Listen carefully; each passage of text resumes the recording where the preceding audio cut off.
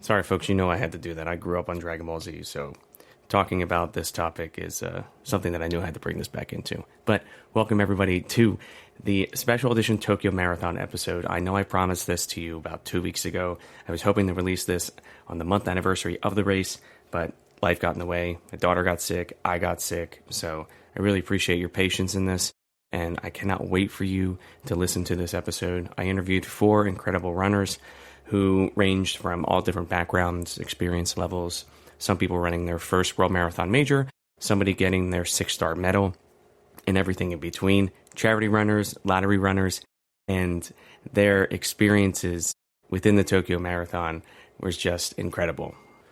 Now, the way this episode is formatted is that each individual was asked the same set of questions, and we'll go through things like their own history with running, what it means to them, what brought them to Tokyo, and their actual experience during the marathon, what surprised them, what it was like crossing the finish line, the most difficult thing. And then we'll talk about some tips and tricks and what the Tokyo Marathon overall meant to them. So I want you all to sit back, relax, and enjoy the stories of Maddie, Amber, Naty, and Angela. Enjoy. Can we do it? When you're first starting out, like, it's gonna be hard. That doesn't mean that you don't belong there. I can do whatever, and it's just me being a ridiculous dad that wants to do some good in the world. I can do this, I am going to do this, and I will do this. If you're an early morning, 4 a.m. alarm person to get your run in, or you're like me who likes to sleep in and so you'll run at 7 p.m. Either way, it's hard, and I'm going to cheer for you, get to your goals. And if you don't, I'm going to be the shoulder for you to lean on as well. It's forced me to get myself uncomfortable. And I think I've started to get that comfort with the uncomfortable. Why don't I deserve a chance to be happy and not beat myself up over a bad run? In more ways than one, running probably saved my life. I'm Mike from Mike Runs Marathons, and I believe that running has the power to change how we see ourselves, how we show up in the world, and how we connect with each other. At Your Own Pace is a place for honest conversations about growth, resilience, identity, and the courage it takes to keep moving forward when things feel hard or uncertain. Every guest who comes on this show brings a story that reminds us that we're not alone in our journey, and that you don't need a PR, a podium, or a perfect training plan to belong here. You just need the willingness to keep showing up. I'm Angela, live in Hoboken. Recently, I used to live in Manhattan, so I do miss Central Park a lot. My name is Naty. So I am Amber Downs. I'm Maddie Coons. I live in Raleigh, North Carolina, but I grew up in Philadelphia. Now, my first question is, what got you into running? I moved to New York City right after college, which was more years ago than I wish at this point. But I did a little bit of running in college, just casually with one of my friends. She said one time, let's do a half marathon. I'm like, sure, didn't train for it, whatever. Kind of forgot about running. And then I moved to New York and found myself just, I think a lot of people can relate to the sentiment that adulting is not what you think it's going to be, whether it's better, whether it's for worse. You kind of are just thrown into the world post-college and you're like, oh, what do I do with myself? And that's where I found myself. And I think I was really just looking for community and to just like make some friends, honestly, and do something with all this free time that I had after work. And one day I put on a pair of shoes and went for a run on the East River. And then I did it again the next day. And, tale as old as time. You kind of just, once you start, you never stop. And so I started to become really connected to A, feeling like I was a runner myself, and B, wanting to find this bigger form of community. And that's where I started getting really involved in the New York Roadrunners races. So started signing up for all of those. Never thought I was going to do a marathon. Always was like, oh, people that run marathons could never be me. But I love doing halves.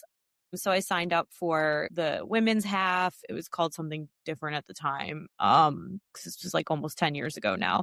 It also wasn't hard to get into these races 10 years ago the way it is now. So, it's a privilege to live here and be able to easily just like hop on over on a Saturday morning. But it was also just a different time in the running landscape. And so I was doing all these races. And then through that, I was, training with friends who I was reconnecting with, who also wanted to do the races, and doing some group training and meeting people. And it really just sparked this identity within me, I think. Like, I just woke up one day after investing time in this for, a few few months, then it became a year, then it became 2 years, and I just became a runner. I got into running October of 2024. So in February of 24, I had a weight loss surgery.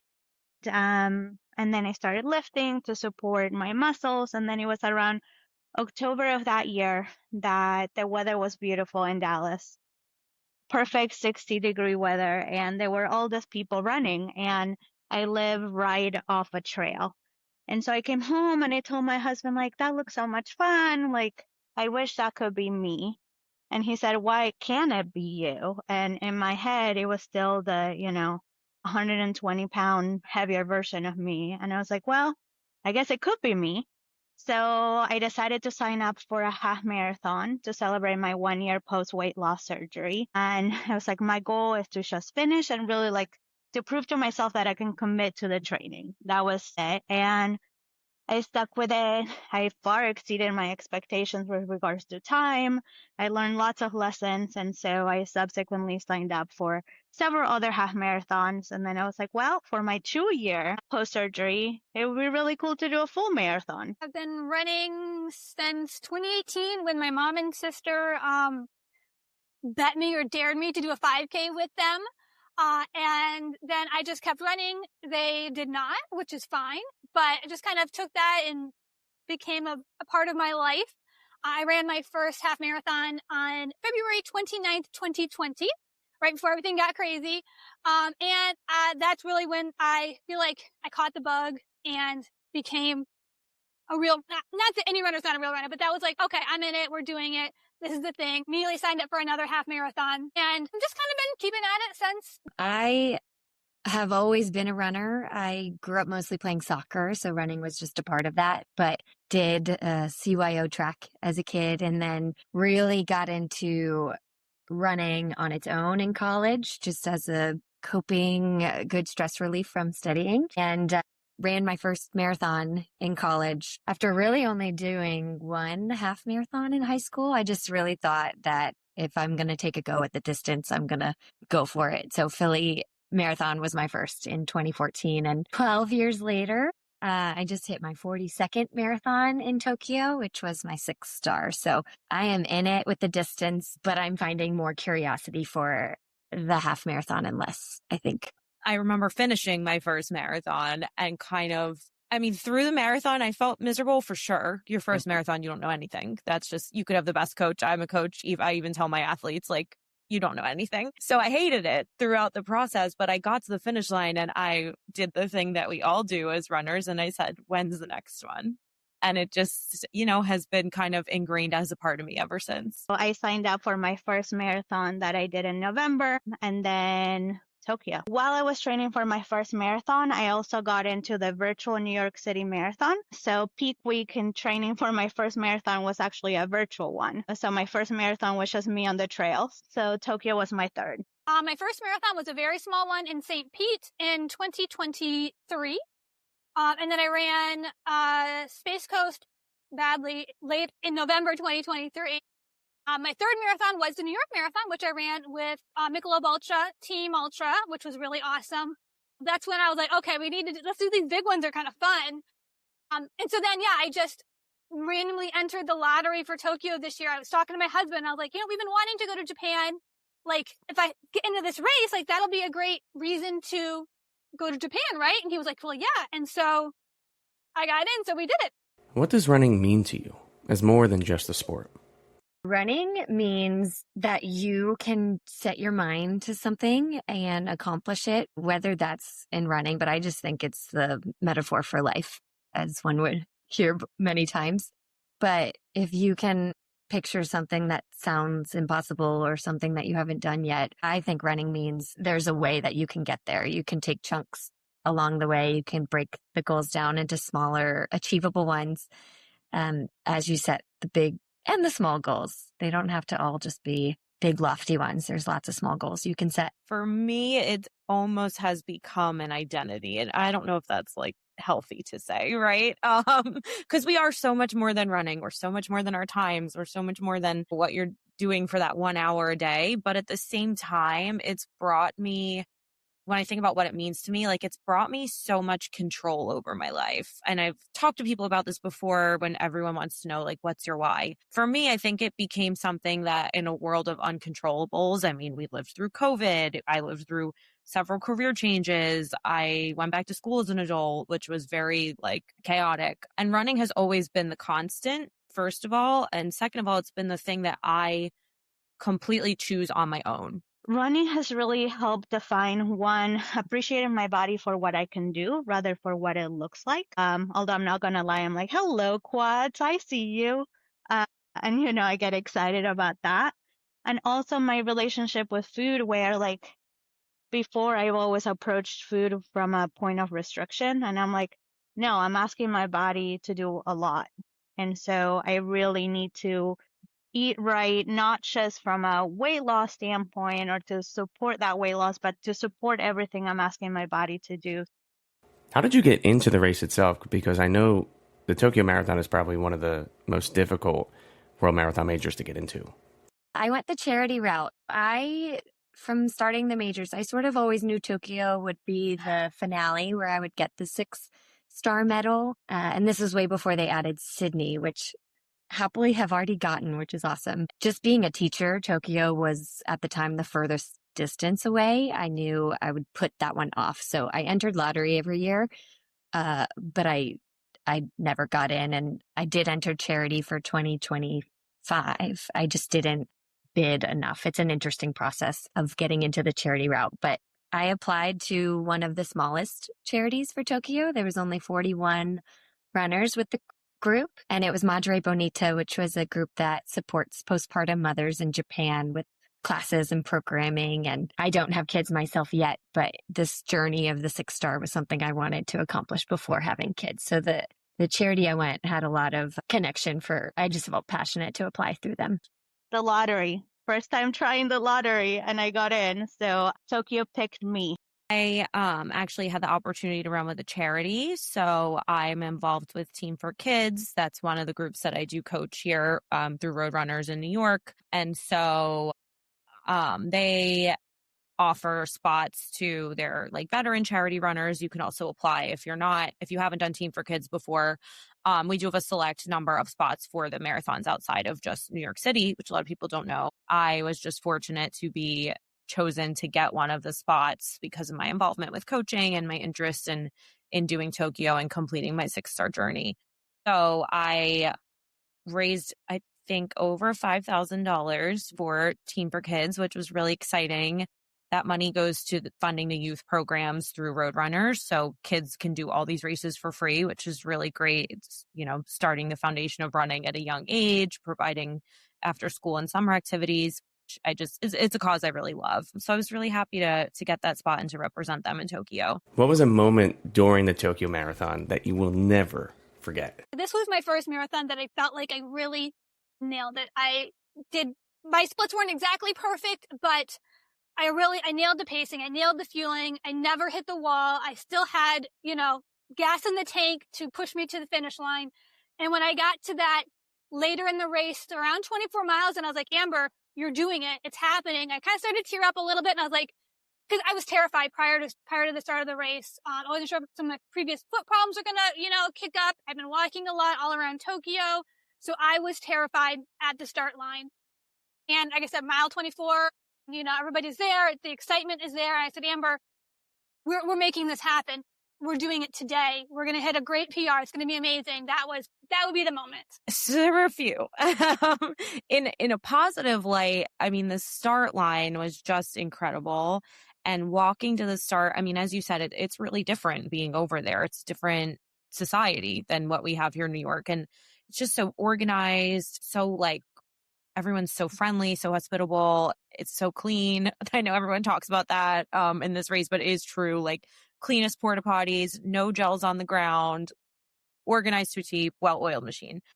And I just remember walking to the start and seeing the volunteers, and you're not in a very scenic part of the city at the start line, but it is just cool to kind of be there. And I was just feeling almost emotional thinking about how fortunate I felt to be in Tokyo running a marathon. Who gets to say that? just something I never thought I would be doing. Didn't think I'd be running marathons. Definitely didn't think I'd be doing them in Tokyo. So it was a really, just being in that crowd. I think there was 50,000. Again, don't quote me, but it was a really big crowd. And I just felt before the gun went off, like I felt so fortunate to be there. So that was a nice moment. Got really hot around mile like 17. That's another thing I'll never forget. In every race, you have that moment where you're like, even if you don't hit the wall, I had that moment where I was like, I'm in Tokyo. I'm way too far from home to have to go to a hospital. Yes. It's time to pull back. So that's another thing I'll remember. And yeah, the other thing about Tokyo that I loved is the on-course entertainment, whatever. I mean, the cheerleaders on the side, they just had the most fun, like, organizations out there. And there was 1 mile where it was a little like Pee-wee little league team, and they were so cute. They all had on their little league uniforms, and they were all like cheering from the sidelines. They don't really do posters over there, but to just see these little like baby kids cheering for everyone was really cute. So for me, it was the whole experience, from the expo and waiting in the corral and then just running. It was my first major, and just seeing so many people from different parts of the world and just talking to people and hearing their stories. Everyone has their own reasons for running a marathon and running a world major, and it was just so interesting. I was just so touched by so many people. And then I kept hearing just on social media how the people watching, they're quiet and there's not a lot of support, but that was not my experience at all. It just wasn't loud. There were so many people dressing up with signs and cheering, and the volunteers were so incredible. Like they were wearing gloves, and they would have in their glove signs like fight, or like you can do it. And I don't know, it was just an amazing experience. I actually think what I'll never forget, which is just a testament to how small this big, beautiful world is not so much the race. And that's going to sound crazy because I will always remember the race. It was so beautiful, so organized. But actually, as I was sitting in the corrals before the race, because you kind of have to just get there super early, I was sitting on the curb, just kind of keeping to myself, people watching, which is one of my favorite things to do. And a man walks by and recognizes me and goes, "You were at Sydney." And it was this Italian man. And immediately I'm like, oh my goodness, how did you recognize me? Because before Sydney, it starts at 6:45, which is so early, which I prefer earlier starts. We can talk all about that. But he had sat down next to me on a curb in Sydney, literally same scenario, Alessio, and he recognized me because I was wearing the same cap. But I was so impressed that he remembered me because we just had a conversation, but then we parted ways. We did not connect on Instagram or anything. And I think I remember him mentioning he was doing Tokyo, but 40,000 runners. I recognized someone I knew, and we got to talking again. And that to me is just like, oh, that gives me chills. And I really saw it as like, oh, today's going to be a fantastic day. I'm going to PR. And I didn't, but that is the community of runners that you build. I love getting to talk to people at the start line. And yeah, it was cool. When you met him in Sydney, was it just like a random thing? Like you just sat down and you guys just started talking? Yeah, it was just like Athletes Village. There was not a lot of space to sit. So I found a curb. It was dark. He sat down next to me. He was from Italy. And then we parted ways. And then he recognized me again. And on the flip side of that, what was the thing that surprised you the most about your Tokyo Marathon experience? Well, it was special. It was a cool turn to the finish. Like I think I wasn't prepared for it to be cobblestones at the end. I mean, now that I look back at people's pictures, I'm like, oh yeah, there are cobblestones. But when that cobblestone switched, I'm like, oh, this is real. This is the turn. And I do not want to say underwhelming, but like my last finish was at the Sydney Opera House, like just stunning to me. And this was super cool. But I actually think the cool part was like behind you as the runners, like the buildings. But it was just so special. Like you're next to the Imperial Palace. I've had some really tough races where I finished deeply disappointed sometimes. I'm a positive person, but like a year ago around this time, I had what I would call my worst race. But I didn't even look at the watch at the point. I know I crossed and I didn't hit my time goal, but I just looked around and was like, wow, I did it. Like I just said, I did it. And it was a beautiful day. It was warm, but I finished and I just didn't feel exhausted. Like I didn't feel like I could crumble. So I feel like I spent the whole race crying. I cried at the start line. I cried halfway through. I cried at the finish line. And I was just like, I did it. Like, I did it. And I don't know, even I just 2 years ago I struggle going up the stairs. And so like something that I always think about is I couldn't put my daughter to bed. She was 2 at the time because I couldn't physically walk up the stairs. It was hard without carrying a 2-year-old, but I definitely didn't feel comfortable doing it, holding her. And like I did it. And it's hard not to cry because I could have never imagined me doing something like that. Just very, very grateful that I was able to make it there healthy, to get through the race, to finally run the marathon that I kind of feel like I've been able to and just hadn't successfully done. So yeah, it was a little overwhelming. I was very, teared up a little bit, very grateful. That keeps coming in my head is like, how is this my life? Like, this is, and I know I did that and I put in the miles and like, I know I didn't just wake up and ran a marathon one day, but like it's crazy to me. I think what I'll remember most from the finish is just how proud the volunteers were. They were so happy for the runners. They were so congratulatory and just like, wow, you did it. And then they saw the 6 star and they're just like, whoa, you did it. So I think that's really special. I think that's the best part. Me personally, it was probably how well my fueling and nutrition held up. So I had a really bad experience with that in Berlin. I thought I was just eating safe carbs in the days leading up to it. And I don't know if it was the water, the time adjustment, whatever, but I had really bad stomach problems in Berlin. So I was nervous going into Tokyo that because of the travel and adjusting to different food, I was going to have similar issues. So I was really conservative leading up to the days during the race. And thankfully made it through the whole race, no issues. I also changed gels for this training cycle, which have been, that's always a scary thing to play with fueling, but it's been really successful. So like on my personal journey, I was happy about that. I think everyone talks about how easy it is to carb load in Tokyo. And it is true. Like you can pretty much find rice, like carbs anywhere. But I was nervous about that. And I know a lot of other runners who travel are. So hopefully that will ease some people's concerns. For the race itself, yeah, just how organized it was. Again, like I couldn't believe that people really followed the rules about littering. There was not a cup on the ground, which was so nice as the runner to not to be worried about tripping over cups. Gels, like I saw somebody actually drop a gel and a volunteer came out immediately and picked it up. It was crazy. But I was joking to my friends. I think my sneakers were cleaner after the race than they were when I put them on before. It was, candidly, it was not the most exciting finish line. I know you've done the race and, you're used to, I've run other majors. I've run like some small, like some races out in California, Philly. You're used to like a big finish line, a lot of camaraderie, a lot of cheering. It's just not really the culture over there.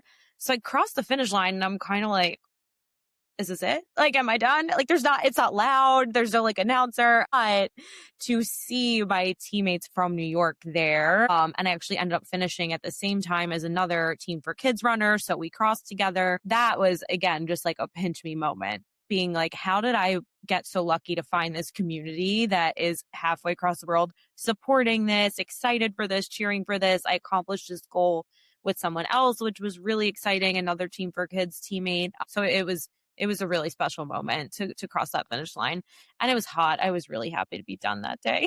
The finish was more just like an internal feeling of pride, and instead of taking it in like I did with Sydney, because I was just like, this is incredible. But with Tokyo, it was more like, wow, I am incredible. This is so cool what I just did. And it's done. Like to finish a journey like that is, sometimes people kind of get that, like, what do I do now? And I get emotional with that because it's like, I know I have Boston, but like, I'm not going to go and chase the 6 again. That isn't a goal I have set for myself. I'll do Cape Town and Shanghai one day, but to know that this is an end of a journey is like, that was super cool to finish with. Getting that medal and having this like nostalgia for all of these races I've done and the memories that are flooding with like, oh my gosh, I remember when I was 23 and running Chicago. Like I'm 31. I've been chasing the majors for 8 years. It took 8 years. And to get this at 31, like I just feel very proud that that was something I set out in my 20s to do. And a lot of people in their 20s are racing marathons now, but that wasn't a big thing when I was starting over 10 years ago. And as the woman who's like, they say 30s are like the peak of your running. Like, I'm just getting started. I have so many goals still that I want to do, but to go to Berlin by myself and run that race, like to go to Boston as many times as I can. I've gone a couple times now, and every year is so different. And so all of those stories were sort of flooding through my head as I got that. But yeah, you see someone else with it and you just have this like, it's like the Jeep wave. You're like, great job. You too. Like there's this story connecting people of like, you're going to get there one day. And it's just so cool. It was a little more chaotic and loud than I expected. Everybody kind of going in told me, Amber, Tokyo is a little quieter. Spectators are a little more reserved. And I don't know if it was just there was a bunch of folks from the U.S. there, because there were also a lot of Japanese people in the crowd. But it was not that. It was still, I mean, it wasn't New York, obviously, but it was still a lot of crowd support. I actually wore my name on my shirt in English and Japanese as well. I don't know if that did anything, but I liked it. So I did, hear even from, the Japanese spectators, yelling my name. So it was definitely just a lot more active and loud than I expected, which was great. So definitely the crowds and the overall experience, but something that I wasn't prepared is never had done an international race. I had to decide, am I here to run my best race and get that PR? And is time more important than the overall experience? So I was on pace and I was feeling fantastic until 35 kilometers came and I hit the wall hard. I know why, because I didn't carb load and I wasn't as rested as I should have. And so that was really challenging, and especially because I was so close. And I was like, I was so close. And yet, like, it got hotter and I was really, really struggling. But even though I was struggling, I was like, at no point did I feel like I wasn't going to finish. I was like, hey, now you actually need to take in the course a little bit more, because I'm the kind of runner, I'm learning that at some point I kind of block everything out. Like Tower of Tokyo, I don't remember passing it. I know I did, but I don't remember it. And so I was like, okay, well, now we're going to do run walk, and that's okay. And we're just going to take it a little easier and then try to sprint the finish line to finish strong. What was the toughest moment of the race for you? To have a race feel so good for so many miles, you just like have the confidence that it's going to be your day and everything's going to be great. You hit the splits. Like I was nailing the splits for the goal I wanted, like clockwork, and things felt great until they didn't. You hear many times that a marathon starts at mile 20. Like the last 10K is really where the race begins. And I do believe that. I do think that it's a lot of miles. Like I've done many marathons, but it owes you nothing. And I've run the pace that I was going for. It was a lofty goal. I was going for like a 6-minute PR, and I've been training super great. And I don't believe I went out too fast. Like some will say, oh, you go and burn yourself out. I don't believe that, but I did hit mile 20, more like mile 17, and the sun started really impacting it. Like for a while, I was in like the shade of some of the buildings, but it was quite sunny. And then you're just exposed to the sun on those like last 2 spidery out and backs. And I think that what got me going still was you see so many people running the reverse route, seeing people who are running what you have already done, or you're seeing elites who are running ahead of you. Like, that kept me going. But I dealt with some stomach issues like pretty immediately. Like I was on pace, and then I couldn't stomach a gel past mile 17. So I was only able to take in 3 gels for the whole marathon, which not so great, especially as a coach. I hear that. I'm like, oh, that's hard. But it's hard to keep propelling your body forward when like internally you just you just can't. So part of me did not really look at my watch for the pacings or just to see how much moving time, stopping time I was doing. I did need to walk a little bit, but when I was running, I was doing fine. It was just like needed to stop. And mile 25 was the toughest. I think I had about 4 total minutes in that just as a full stop, like on the side of the course, not feeling great. I do think back, and I'll probably always connect it to like the creative foods I was eating. My body was fine. I truly believe my legs and physically I was strong and ready to do what I wanted to do. But that's just one piece of the puzzle. You have to listen to your body. And so, yeah, it's either getting to that finish line however you can, or it's like a lot of professionals, when their race is not their race, they like drop out. And that's how professionals do it. But the average person's like, I'm going to get to that finish line. And the person getting their 6-star medal's like, I'm absolutely getting to that finish line. And so it was just this like negotiation of like, you've done 5 miles so many times in your life, like you will get there. And while it wasn't the time I wanted, it was a time that 3 years ago I would have killed for. And so it's a lot of perspective to this whole week of just like, it's still an incredible time. Like, someone's dream is someone's disappointment. And I feel very proud. And at the end of the day, no one cares about the numbers. We care so much, but no one cares because this, like the 6-star medal is the experience that I went out to do. And the majors are just a really hard race to PR in. They're so busy and crowded. And I just feel grateful that it was a beautiful trip and a beautiful race. So I'm proud. There was a point when I was standing in the corral before we'd even started the race. One that I was already cold already, and then another that I was like, the sun is already out, it's already warm. And even though I live in Florida, I do not do well in the heat. And so I kind of got in my head a little bit that this was going to be a mess. And I, again, was very concerned and, like I said, terrified that, if it gets super warm, super fast, we're going to have a hard time. Thankfully, while it was a little bit warmer, especially for all those folks from, especially, the north side of the U.S. that trained through an awful winter, I'm sure they struggled more, but it was never to the point that it interfered in my race. And so I was very thankful for that. But there was a couple minutes where early in the first 10 miles, I was like, this is too warm for the first 10 miles of a race. The course was not as interesting as I thought it was going to be. So I knew there were down and backs. That usually doesn't bother me. I like seeing people on the other side. I was looking for my friends and I got to see the pros at one point, which was really cool. But I expected it to be a little more scenic.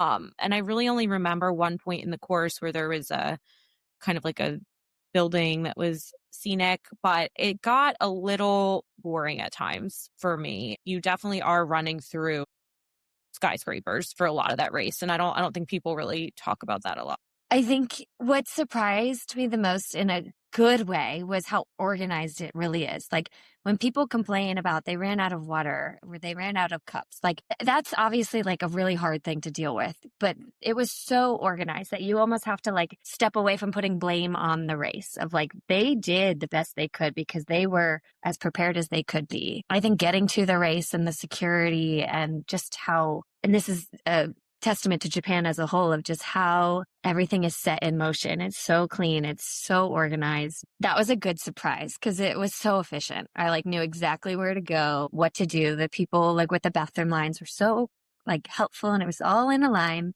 And then I think what surprises me over and over again with a lot of these majors is there's so many people and a lot of these majors keep growing, extending the number of runners, which is amazing for this sport. But to an extent, can the roads handle that many people? Can the course handle 5,000 more people? The race experience for everyone is so different.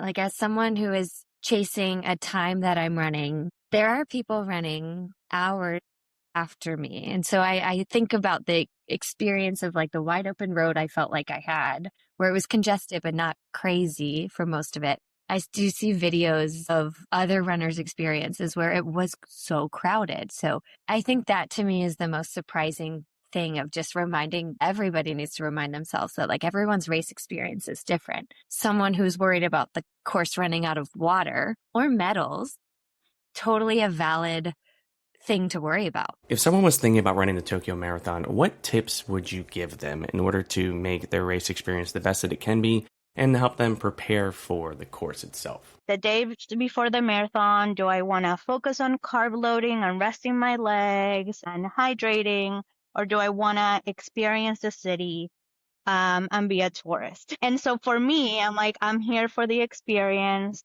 I was like, I am not going to hit my A goal, because if you walk 17,000 steps the day before the race, like, that's less than ideal. And I was totally okay with that. I flew in on Wednesday and the race was on Sunday. And I wish I would have had more time. I thought that would be sufficient to not feel jet lagged, but I did not sleep well a single night before the race.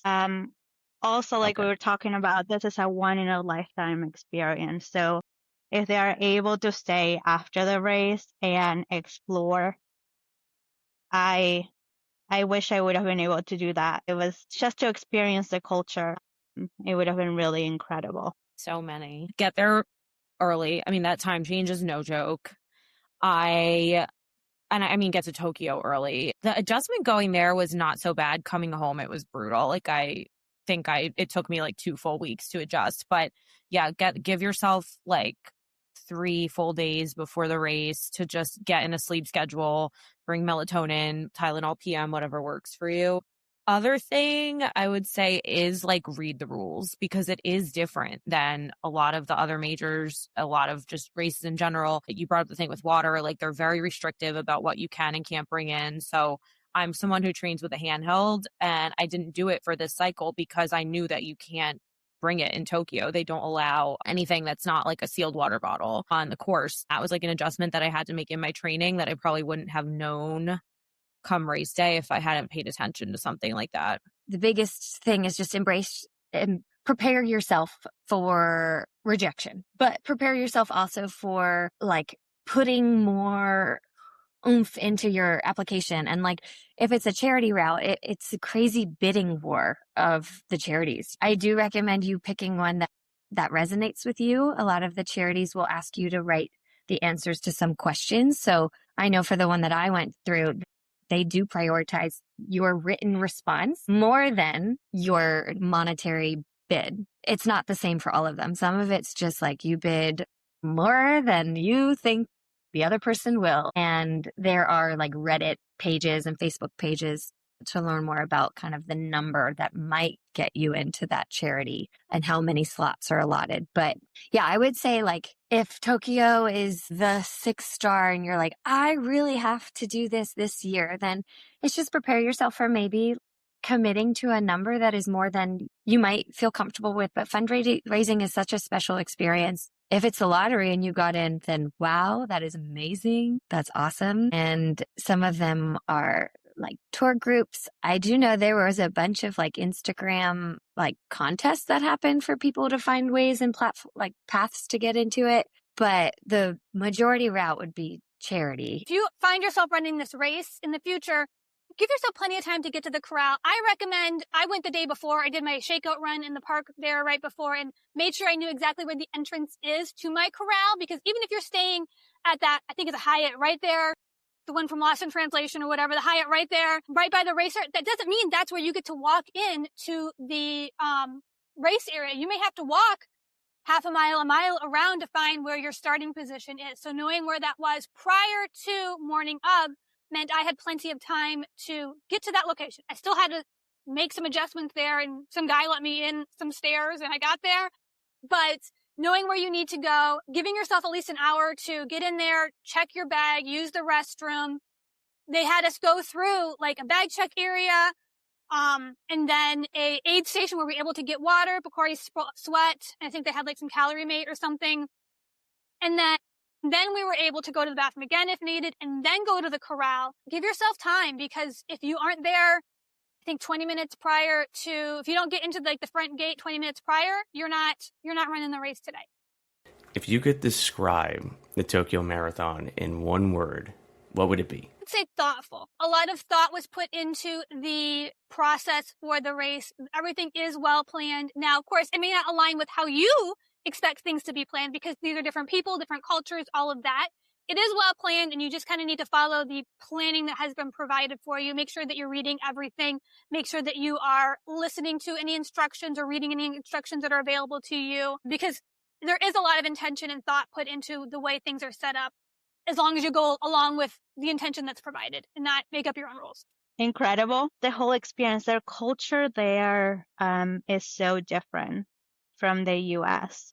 And I feel you can really feel that cultural difference. Like, there were no gels on the ground anywhere. Everything was so clean. Everything was so organized, and everybody that was running really adhered to the rules, and the rules really had to be respected, and you were honoring that you were visiting this country. And so that was just really, really neat. And then just getting to see the city and the sights of Tokyo while running it, it was just an incredible experience. I feel really, really privileged that I had the opportunity to run it and be able to go. I'd say, gosh, it's so hard. Inspirational, just because it's inspiring to think that you can, for a lot of people, they're traveling to it. I know there's a lot of runners in Asia who will go, and it's not as far as a trip as for people in like the US, but it is inspiring to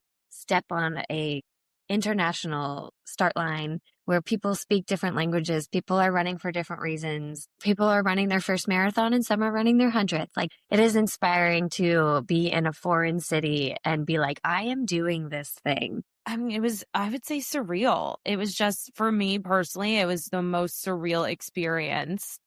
Again, just being, Tokyo as a city is surreal. It just functions so much better. I don't know, I might get hate for saying this. It functions so much better than New York does. So just like being in a city that's that amazing and like put together, and doing a marathon there and experiencing that, it was really incredible. I love talking to people who are kind of working through their way to get into the majors. I just feel very inspired to continue seeing the world by foot and feeling lucky that I get to do this. And there you have it, folks, the special edition Tokyo Marathon episode of At Your Own Pace. I cannot thank you enough for listening to this. I also cannot thank you enough for your patience. I know I promised this to you about 2 weeks ago, and it just kept getting delayed and delayed and delayed. So you being willing to wait for this episode and to listen to it in full means the world to me. And I also want to thank my interviewees, Amber, Maddie, Angela, and Naty, because I love speaking with runners about their experiences during races and about their running journeys and what brought them to specific races and what brought them to where they are today. And to hear these stories of individuals coming from a world without running to now traveling the world to complete these world marathon majors is so inspiring to me, and I hope it's inspiring to some of you. And it doesn't hurt that I absolutely just love the Tokyo Marathon, so this is an added bonus for me. And if you think this episode is the last time that I'll interview individuals after a race, I have some news for you. I will be traveling to Boston this weekend to run the Boston Marathon, and I will be interviewing runners at the expo itself, which I did last year, and I had such a great time that I knew I wanted to do this again. And I promise you, this episode will come out a lot faster than this one. And then after that, begins season 2 of At Your Own Pace. I have some incredible guests lined up for this season, and I cannot wait for you to hear their stories. Making a few changes to this season, but the premise still of speaking with runners and hoping to motivate and inspire other individuals is still the focus of this podcast. So again, thank you for listening, and if you're not subscribed already, make sure you hit that subscribe button on whatever podcast platform you're listening to this on. I'm Mike from Mike Runs Marathons on every social media platform, and I will see you in the next one. And remember to keep running your race at your own pace.